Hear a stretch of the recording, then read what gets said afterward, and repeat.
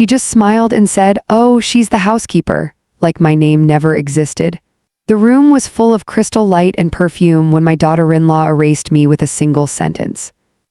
I stood there with a tray of appetizers trembling in my hands, heat rushing up my neck, the sound of polite laughter swimming in my ears like I had been dropped underwater. For a moment, I wondered if I'd misheard her. Surely she hadn't met me. Surely after all these years, after everything, she wouldn't reduce me to something so small with such careless ease. But the women she was speaking to, tall, glossy women in silk dresses and quiet diamonds, had already nodded and turned away from me, interest lost. To them, I was no longer a guest. I was a service. I felt something inside my chest fold in on itself, slow and quiet, like paper being creased for the last time. Earlier that day, I had pressed my best blouse with the same care I once gave to my wedding dress. Pale blue cotton, simple, clean, respectable. I had curled my thinning hair and pinned it back the way my late husband used to like. I told myself it was just a party, just another evening in another house that wasn't really mine, but I still wanted to look like myself, like a woman with a past, with a name. Now standing there in that chandeliered living room holding a silver tray that wasn't mine, I realized how foolish that had been. The music was too soft, the laughter too practiced. Everything smelled like citrus and expensive candles. Somewhere behind me glasses clinked. Someone complimented the hors d'oeuvres. No one looked at my face. And she, my son's wife, stood near the center of the room, radiant in a fitted cream dress, her hand resting lightly on my son's arm. She didn't look at me again. That moment didn't arrive suddenly. It had been approaching for years. I just didn't recognize its footsteps. Before all of that, before the party and the humiliation and the slow unraveling that followed, my life was quiet in a way that felt earned. I am a widow of 12 years. My husband, Thomas, died of a heart attack in our small kitchen just after sunrise. He had been buttering toast. The bread was still warm when the ambulance took him away. After that, every morning smelled faintly of burnt crumbs and loss. I learned how grief settles into the walls. How it hides in ordinary sounds, the kettle heating, the ticking clock, the neighbor's garage door. My son, Brooklyn, was 24 when his father died. He moved back home for a while, quiet and hollow-eyed, sleeping in his childhood room beneath baseball trophies and dust. We learned how to live as two adults under one roof, careful, tender, not saying his father's name too often because it still cut too fast. I worked at the local library then. Nothing glamorous, dusty shelves, worn paperbacks, elderly patrons who smelled faintly of peppermint and lotion. I liked it. Books have a way of holding your grief without judgment. I stacked lives other than my own and felt less alone.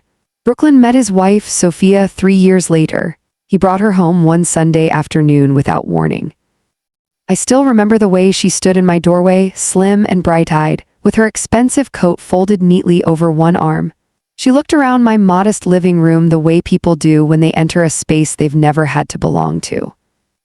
"You didn't tell me you were bringing company," I said, trying to sound calm as I brushed flour from my hands. Brooklyn grinned like a nervous boy. "Mom, this is Sophia." She reached out first. Her handshake was delicate, careful not to grip too firmly. Her nails were pale pink and perfect. "It's so nice to finally meet you," she said. Her voice was warm, polite, measured. That was my first lesson with her. Sophia was always measured. She came from a different world than mine, that much was clear very quickly. Her father owned several car dealerships. Her mother played tennis twice a week and spoke about charities the way I spoke about groceries. Sophia had attended private schools. She traveled easily. She spoke easily. Everything about her life felt padded with certainty. Still, she was kind to me in those early days, or at least she was careful. She complimented my cooking, asked about my work, listened when I spoke about Thomas. She always thanked me when I served dinner. She called me Mrs. Carter at first until I gently told her she could call me Margaret. After they married, she did, for a while. They moved into a townhouse across the city. I downsized after that, sold the family home, bought a small condo near the park. Life rearranged itself the way it always does, slowly, without asking permission. At first, Sophia invited me over often. Brunches, dinners, holiday gatherings. Their new home smelled like lemon polish and new furniture. Everything was pale and elegant and easily damaged. I never belonged there fully, but I tried not to notice. Brooklyn was happy, that was what mattered. He had always been tender-hearted, my boy. He'd take the long way home if he thought it might save a stranger from walking alone in the dark. Seeing him laugh again after his father's death was a blessing I never took lightly. Sophia gradually began to change, not in obvious ways, not at first. It started with corrections, small ones. I would tell a story about Brooklyn as a child and she would adjust a detail. I think he was actually 7 when that happened. I would mention our old neighborhood and she would laugh gently and say, "Oh, that must have been so different back then." Her warmth cooled into something polished, respectful, distant. The invitations grew farther apart. Eventually, my visits became something scheduled rather than assumed. I learned to wait for her messages instead of calling. I learned to arrive and leave at appropriate times. I told myself it was normal. Children grow up. Lives get busy. Nothing cruel had happened, nothing sharp enough to complain about. Still, something in her eyes shifted when she looked at me. A faint narrowing, a calculation. Brooklyn didn't see it. Or if he did, he pretended not to. Then came the day she asked me very casually if I would mind helping prepare for one of her gatherings. "It's just that my regular staff is traveling," she said lightly over the phone. "And you're so good with food." "Staff." The word passed between us like a thin blade wrapped in ribbon. I agreed. Of course I did. That was the beginning of the role she would one day finish defining with a single word: housekeeper. The party where it all happened was for one of her new friends, an engagement celebration, lavish and unnecessary in the way wealth often is. The guest list was long, important names. Business owners, investors, people whose watches cost more than my car. She asked if I could come early to help. Just a few hours of prep. Easy work, she said. I arrived in the afternoon and worked until my feet ached. I sliced fruit, arranged trays, polished surfaces already clean.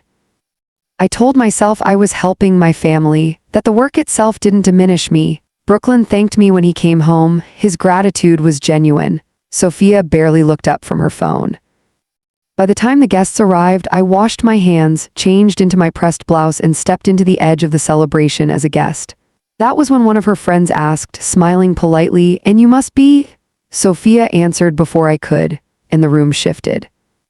That was the night my name was taken from me. After that night, after I stood frozen with a silver tray while my identity dissolved into a lie, I did what I've always done best.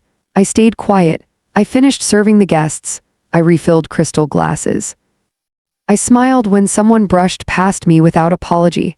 I let the humiliation bloom and fade inside my chest like a bruise that no one could see.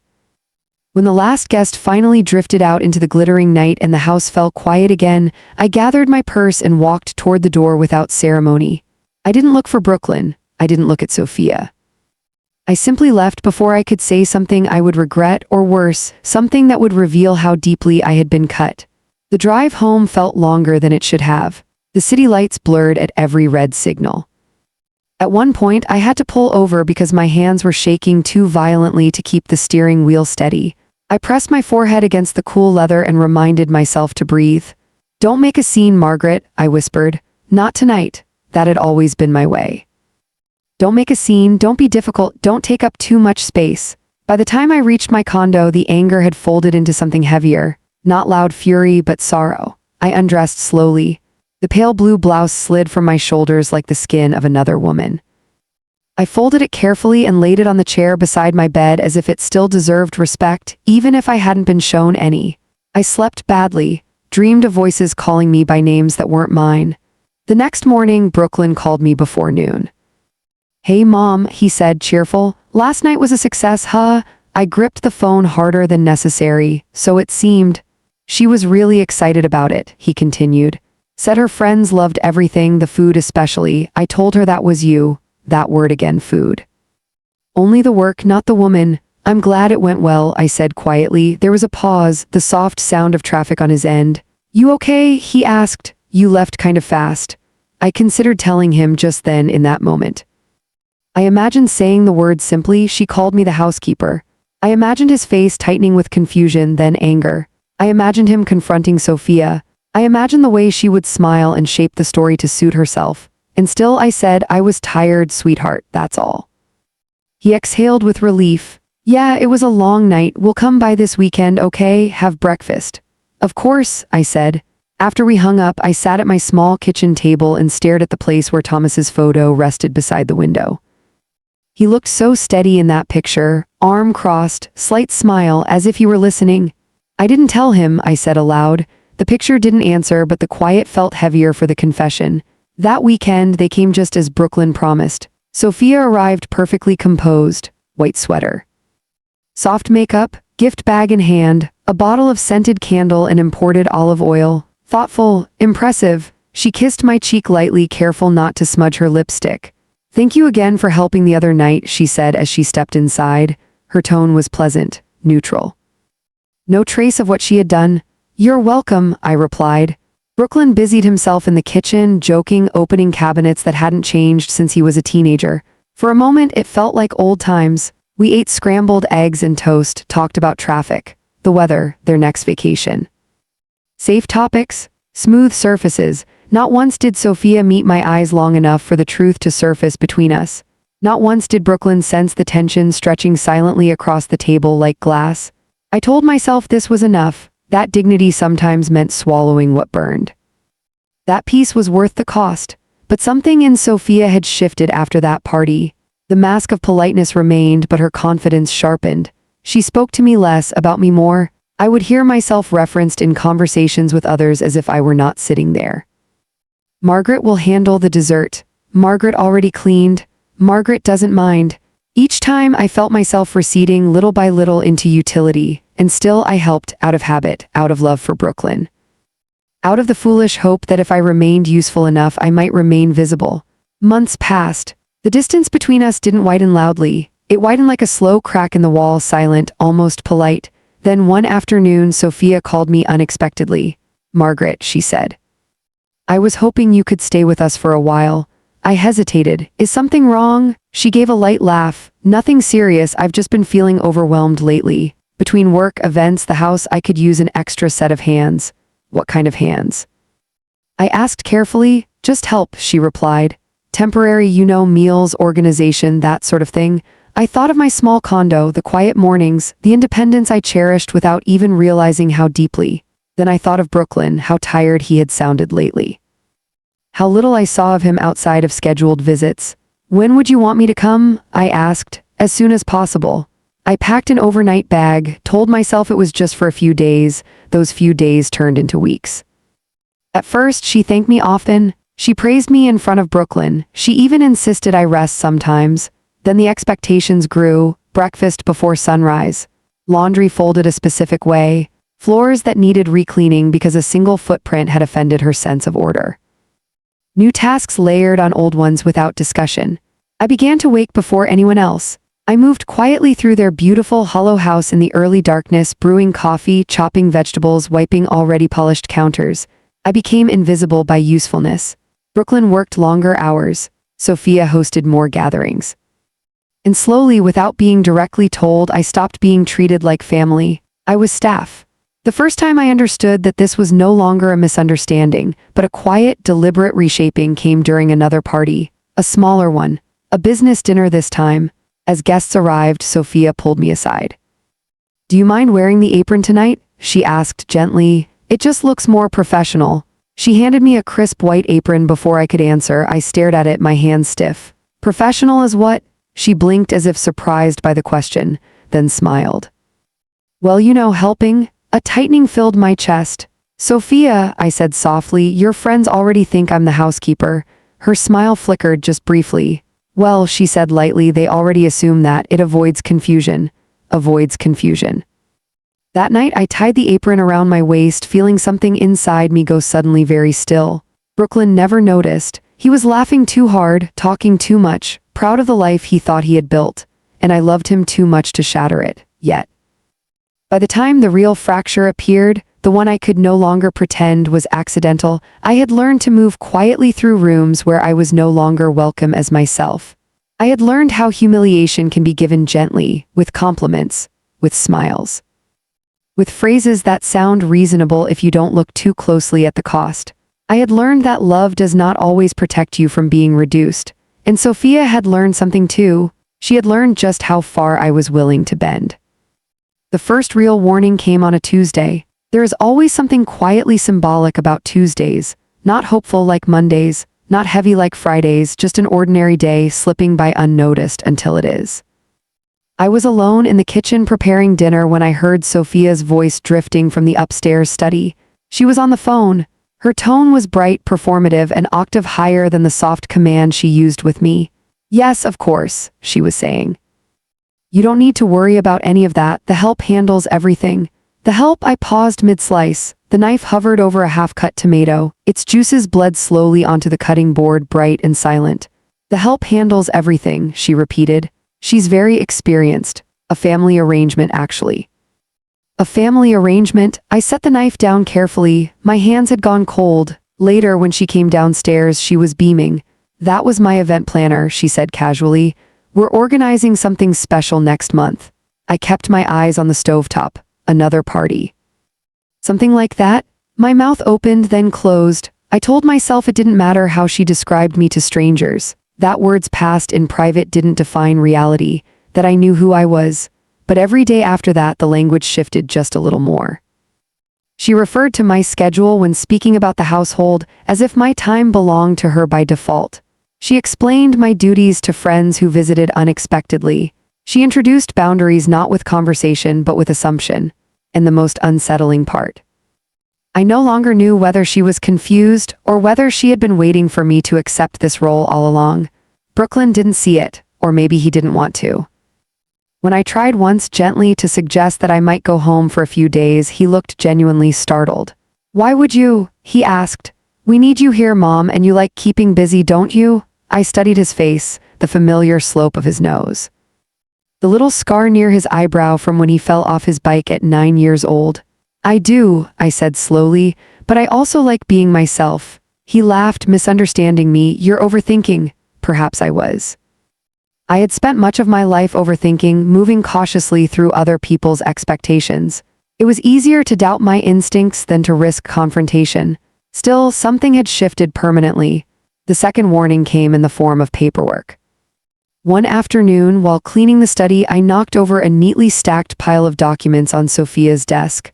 Apologies already forming in my mouth, I bent to gather them. A contract lay open at the top. I didn't intend to read it. Truly, I didn't. But my name caught my eye out of pure reflex. Margaret Carter, typed in clean, formal letters, not as family, not as emergency contact. Under the bold heading, Household Services Agreement. My hands trembled as I skimmed. Duties, hours, compensation, expectations, confidentiality, compensation. A modest weekly amount neatly calculated. Less than minimum wage if one considered the actual hours I worked. The note at the bottom read, "Payment to be issued bi-weekly at discretion of homeowner." Homeowner. My name appeared not beside a family relationship but beside a job title. I felt faint. The room tilted slightly. I lowered myself into the chair, documents still in my lap as if the paper itself had weight. This wasn't something hastily written. It was a formal agreement, structured, thought through. She had made me staff in ink before she ever did so aloud. The door creaked behind me. I didn't turn. "How long have you been reading that?" Sophia asked. Her voice wasn't angry, it was careful. "I didn't mean to," I whispered. I dropped the stack. Silence pooled between us. "You understand, don't you?" she said eventually. "It's just for organization, for clarity." "Clarity for who?" I asked without looking up. "For everyone," she replied gently. "Boundaries avoid misunderstandings."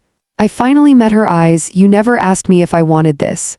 Her gaze held mine with practiced calm. "You never said you didn't."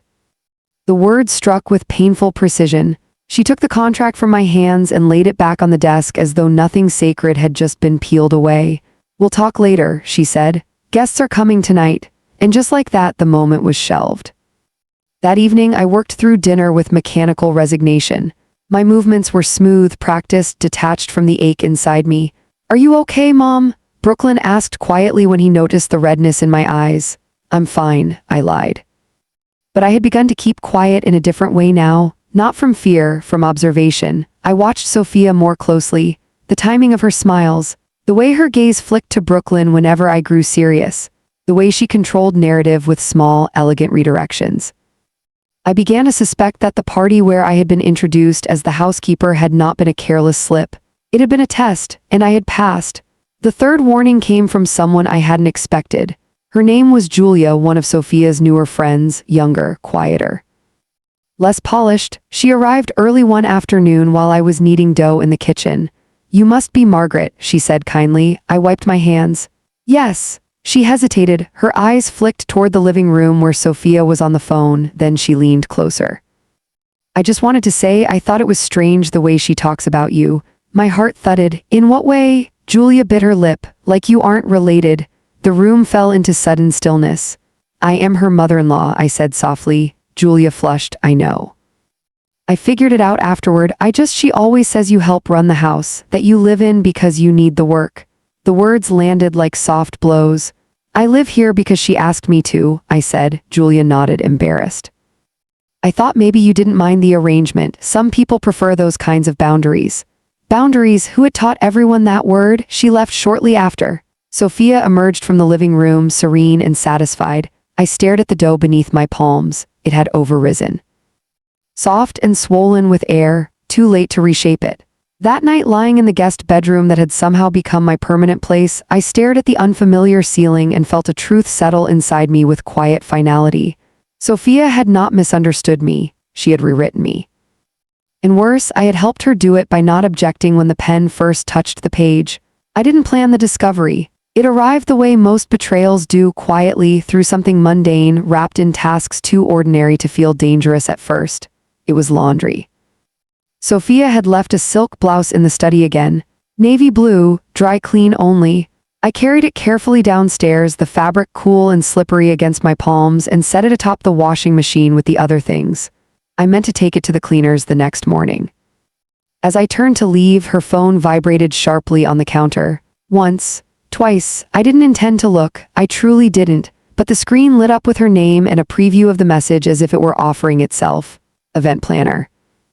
"Just confirming, for Saturday's benefit gala, will the housekeeper be serving again? We'll need to plan attire for uniform consistency."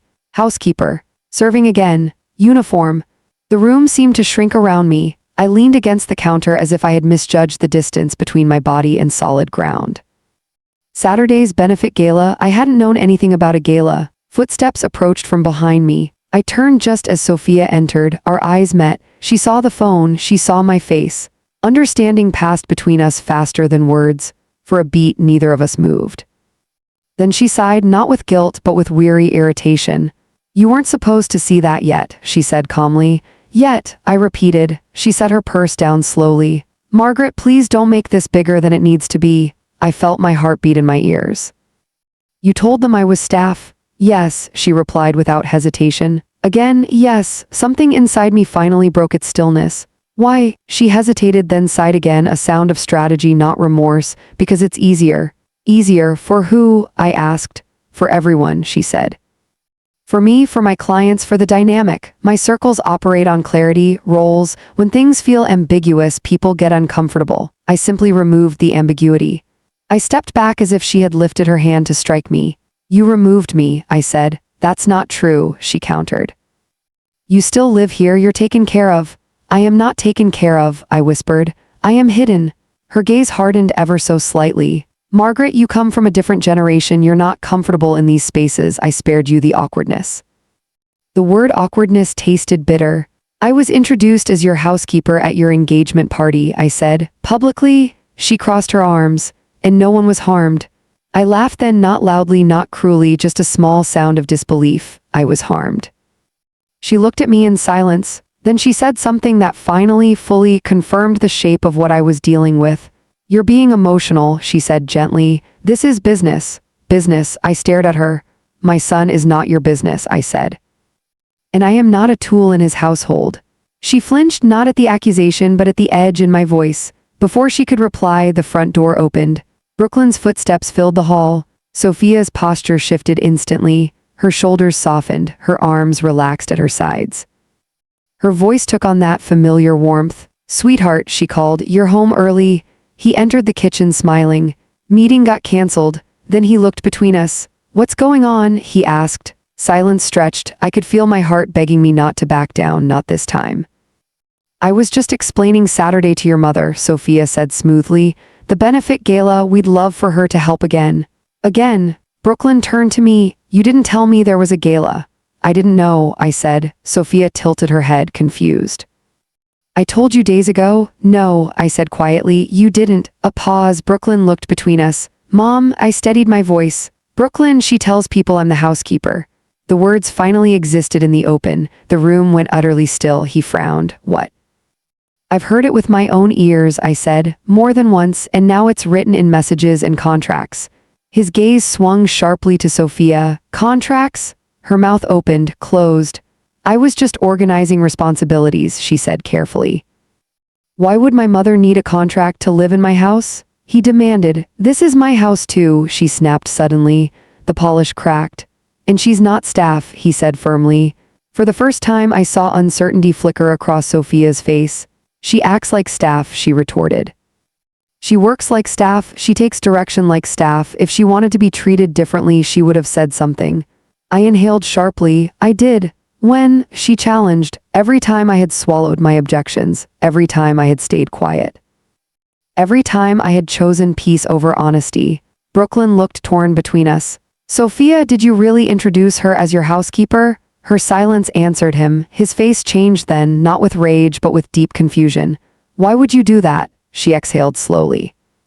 Because your mother doesn't fit into my professional life. That sentence landed like glass. She's my family, he said. She's your past, she replied. And I'm trying to build a future.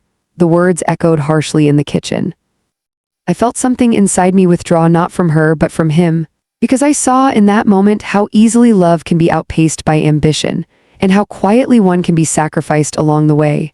Brooklyn turned back to me. Mom, is this true, all of it? Yes, I said, every word. The silence that followed was heavy with the sound of things shattering unseen. Later that night I packed my bag, no dramatic exit, no slammed doors. The house was too quiet for that. Brooklyn sat on the edge of the bed in the guest room while I folded my clothes. I didn't know, he said again and again. I believe you, I replied, and I did, but belief doesn't restore what has been diminished. Come home with me, he said, we'll fix this. I shook my head. This isn't a problem that can be fixed with apologies. His eyes filled. She didn't mean it like I heard it. She meant it exactly the way she said it, I replied softly. I shouldered my bag and looked at him one final time. She didn't erase me in one night, Brooklyn, I said. She did it slowly, and you didn't notice because you weren't watching. I kissed his cheek, then I left the house where I had been quietly renamed. I returned to my condo just after midnight. The lights were off. The familiar shadows greeted me softly like old friends who did not ask questions. I dropped my bag by the door and stood alone in the quiet, listening to the hum of the refrigerator, the distant rush of cars on wet pavement. For the first time in months, no one needed me. The thought felt both terrifying and strangely light. I did not cry that night. I had done my crying long before. What remained now was something steadier, heavier, resolve. In the morning, sunlight filtered through the thin curtains and painted soft lines across my kitchen floor. I made coffee the way I used to, without urgency, strong, black. The way Thomas liked it. I carried the mug to the window and watched the street wake up. And I made a decision. I would not confront Sophia again in private. She had already proven what private spaces allowed her to control. If truth were to matter, it would need witnesses. Brooklyn called later that afternoon. Mom, he said, his voice was hoarse. She says you misunderstood everything. I didn't, I replied gently. She's upset. She says you left without listening.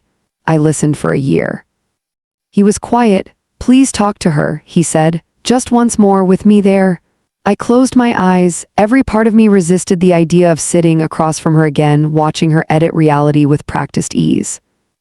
But another part of me, the one that had stayed silent far too long, knew that refusal meant surrendering the narrative entirely. All right, I said, but not alone, not behind closed doors. A pause. What do you mean? I said, if she's comfortable defining me publicly, she won't object to speaking publicly as well. The benefit gala arrived 3 days later. It was held at a converted historical hall near the river, arched windows, marble floors, chandeliers heavy enough to feel symbolic. Sophia had been planning it for months, though I had known almost nothing about it. Until now. Brooklyn picked me up just before sunset. As I stepped into his car, I noticed he hadn't mentioned whether Sophia would be waiting for us there. She was. I could see her across the room the moment we entered, flawless in emerald green, surrounded by donors, planners, investors, the center of everything. She spotted us instantly. Her smile faltered when she saw me, just for half a second. Then she composed herself and approached us. "Brooklyn," she said brightly.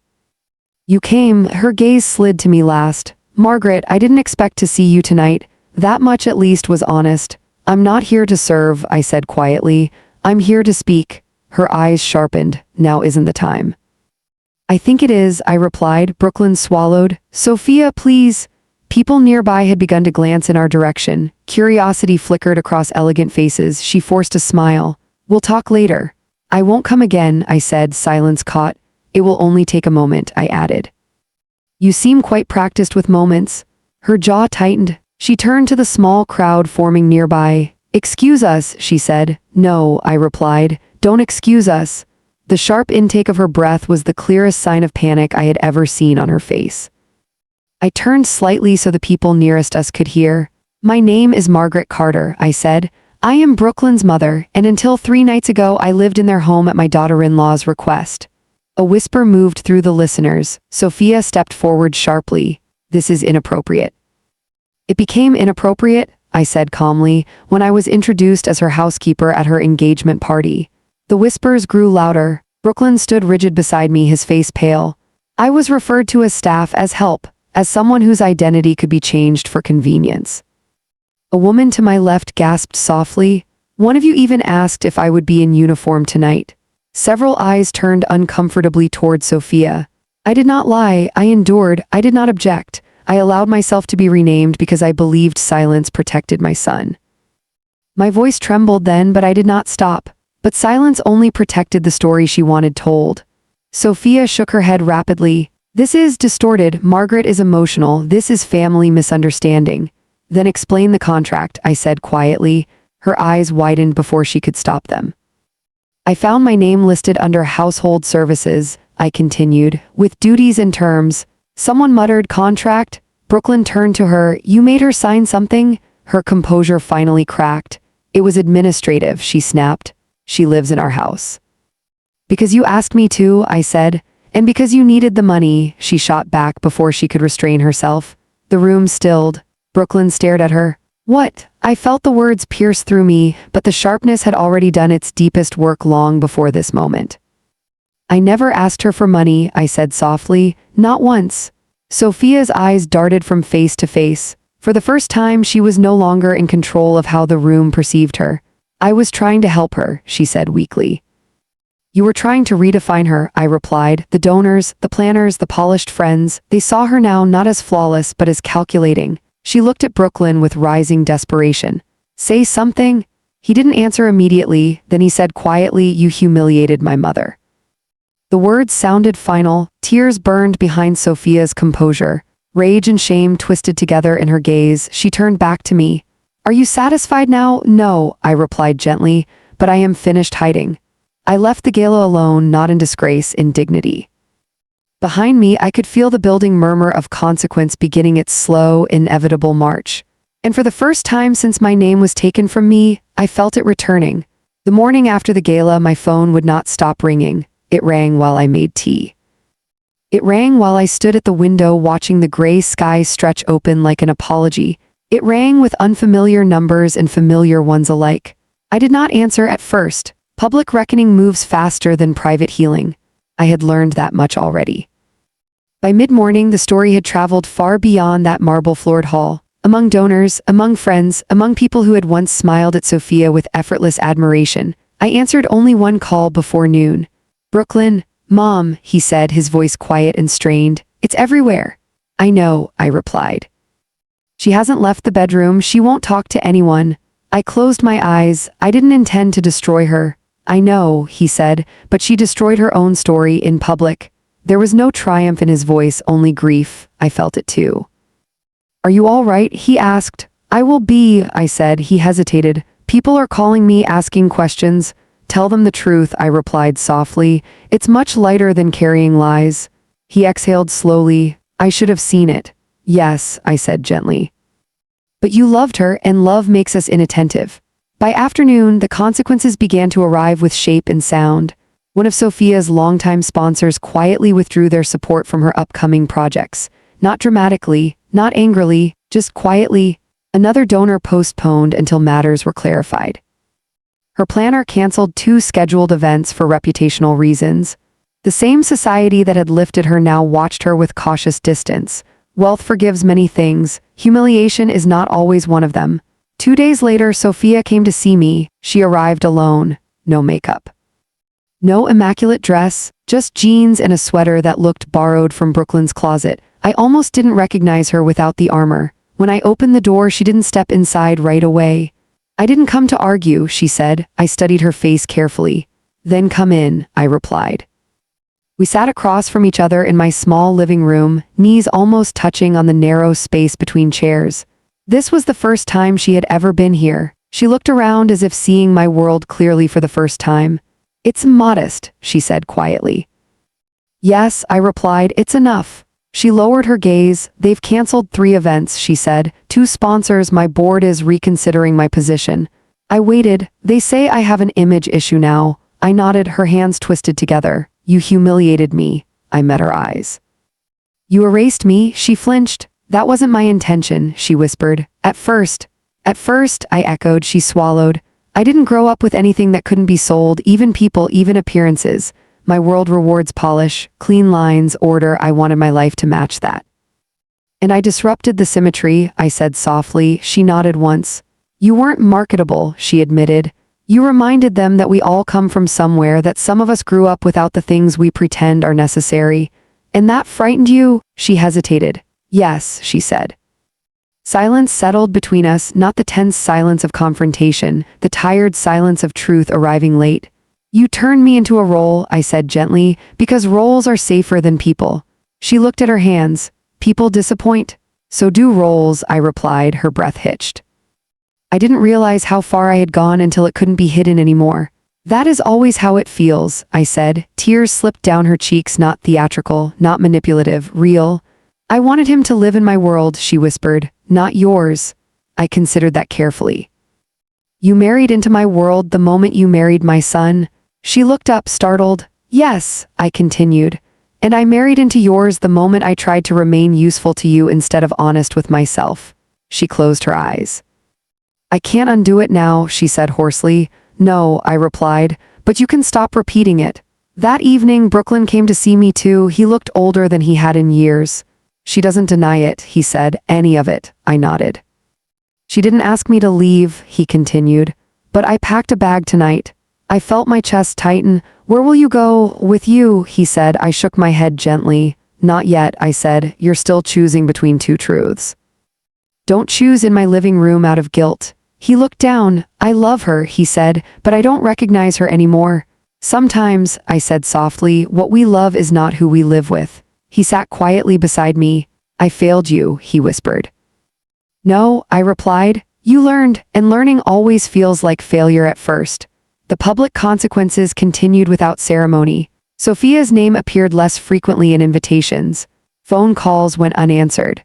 The same people who once clung to her presence now found reasons to remain politely distant. And I quietly returned to being myself. I reopened my library application. The manager recognized me immediately. "You left suddenly," she said. "We thought you moved away." "I nearly did," I replied. She smiled gently. "We'd take you back in a heartbeat." And just like that, my days regained weight outside of service, outside of survival. One afternoon, as I shelved books in the soft afternoon hush of the library, a familiar voice spoke behind me. "You look lighter." I turned. Sophia stood there, not dressed for business, no entourage. "Just her." "I am," I replied. She glanced at the shelves. "This is where you worked before." "Yes." She paused. "You belong here." I almost laughed, not from bitterness, from astonishment. "I always did," I said. She nodded. "I just didn't let you." We stood there quietly for a moment. "I don't know what will become of my career," she said. I softened slightly. "Careers fade, character remains." She absorbed that. "I am learning who I am without an audience," she admitted. "That might be the most honest role you ever play," I said. She gave a small, weary smile and left. That night, as I closed the library doors and stepped into the quiet street, I realized something unexpected. The truth had been heavy, but it had also been kind. It had not spared reputations, but it had spared souls. The seasons changed without asking anyone's permission. Spring loosened its hold on the air and summer arrived wearing sunlight like forgiveness. The days grew longer. The shadows in my condo shifted to familiar places again. The quiet no longer felt like abandonment, it felt like rest. Brooklyn moved back into his old room a week after Sophia came to the library. He arrived with 2 suitcases and the anxious face of a man who did not yet know where he belonged. "I'm not leaving her," he said immediately, as if defending himself before I could accuse him. "Not permanently, but I needed space to think without being managed." I didn't ask questions, I simply handed him a cup of coffee the way I used to. He slept for almost 13 hours that first night. In the days that followed, we found our old rhythms again, not as mother and child, but as 2 adults learning how to inhabit the same space after a long eclipse. He cooked dinner sometimes, burned it occasionally. Sat with me on the balcony in the evenings as the neighborhood settled into itself. "I didn't know how much I'd been filtered," he said one night, watching the streetlights flicker on. "Everything I said, everything I chose, it went through her approval first. I thought that was partnership." "Sometimes it is," I replied, "and sometimes it's control wearing a softer name." He nodded slowly. Sophia did not disappear from our lives. She changed, subtly at first, then unmistakably. The public world she had once curated with ruthless elegance no longer welcomed her unquestioningly. Instead of fighting it with renewed performance, she receded, not in anger but in recalibration. She began volunteering at an arts program for underfunded schools. No cameras, no donor plaques, just classrooms that smelled of paint and pencil shavings. Brooklyn mentioned it to me once with quiet surprise. "She gets home exhausted," he said, "not polished, real tired." I said nothing, but I felt something loosen. One afternoon, unexpectedly, she asked to come with Brooklyn to the condo. I stood at the door when they arrived. She carried no gift this time, only herself. "I won't stay long," she said carefully. "Stay as long as you need," I replied. She looked almost startled by that. We sat at my kitchen table, the same one where I had once confessed my silence to Thomas's photograph. She didn't speak immediately. Then finally, I thought if I controlled the narrative, I could control the risk. "Risk of what?" I asked. "Of being seen," she said. Brooklyn glanced between us. "I built my life like a stage," she continued. "Everything framed, everything rehearsed. But when the curtain tore, I didn't know who I was without the lines." Her voice wavered. "I learned that people clap for the performance," she said softly, "but they stay for the truth, and I had none to offer." I studied her. "You have truth," I said. "You just never let it speak because it might interrupt the applause." She nodded, eyes shining. "I am sorry," she said to me, "not just for what I did, but for how long I believed it was acceptable." I exhaled slowly. "I cannot forget," I said. "But I am willing to stop carrying the weight of it for both of us." Her shoulders eased as if something physically heavy had been set down. Healing does not arrive as an explosion. It arrives as permission. Permission to move without flinching, to speak without apology. To be without proving. Weeks passed, then months. Brooklyn found a small apartment not far from Sophia's place. They were not together in the way they once were. They were becoming separately. Sometimes they met for coffee, sometimes they argued. Sometimes they laughed like people who had once known each other differently and were now learning again. It was slower. It was real. One afternoon in early autumn, I received a message from the library board. They were hosting a community benefit gala. They wanted me to speak. Just a few minutes, about literacy, about service, about the quiet work that often goes unseen. I stared at the message for a long time, then I accepted. The night of the event, I stood at the podium wearing the same pale blue blouse I had folded so carefully months before. This time I wore it as myself. No tray in my hands, no title assigned, only my voice. The lights above were bright but not blinding. The room was full but not intimidating. People listened.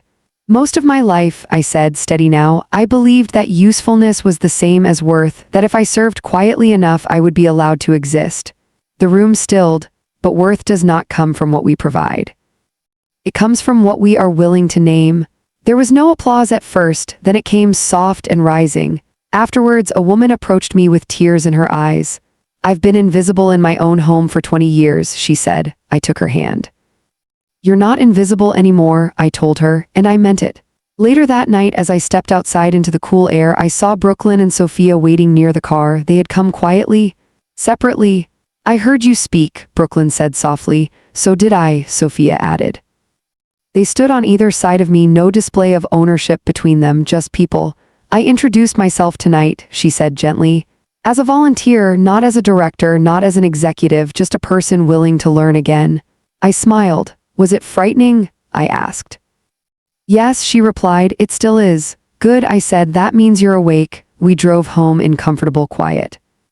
When I returned to my condo, I set my purse on the chair, the same one where I had folded my blouse on the night my name was taken. I ran my hand over the fabric, and I realized I no longer felt the need to protect it from others. It belonged to me again. As I turned off the light, I felt something settle in the room that had not been there before. Not triumph, not bitterness, peace, the kind that does not require an audience. These days, when I wake up in the quiet of my little condo, I no longer feel like I have to earn my place in the morning. The kettle still whistles the same way. The floor still creaks beneath my feet. The world hasn't become grander or easier in any dramatic sense, but I have become something I wasn't allowed to be for a long time. Unhidden. Brooklyn found his footing again, slowly and imperfectly. Sophia is still learning of that, I have no doubt. Some lessons take a lifetime to unpack.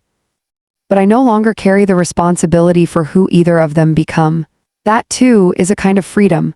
What this season of my life taught me is something quiet and maybe difficult to hear. Sometimes the deepest humiliation is not done with cruelty, it is done with politeness. It is done with smiles, with "it's easier this way."